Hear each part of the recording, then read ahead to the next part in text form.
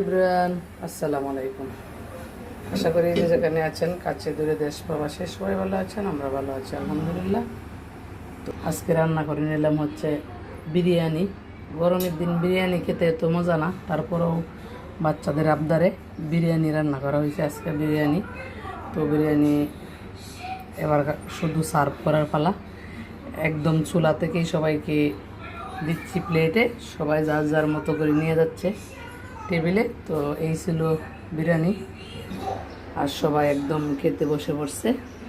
এই ছিল এর ফাইনাল লুক। তো গরমকালে বিরিয়ানি তো পছন্দ না অনেকেরই, আমারও না, তারপর রান্না করলাম অনেক দিন পরে বিরিয়ানি। তো আশা করি ভালো লাগবে। এবার ছিল এই পর্যন্তই, দেখা হবে পরবর্তী ভিডিওতে। আল্লাহ হাফেজ।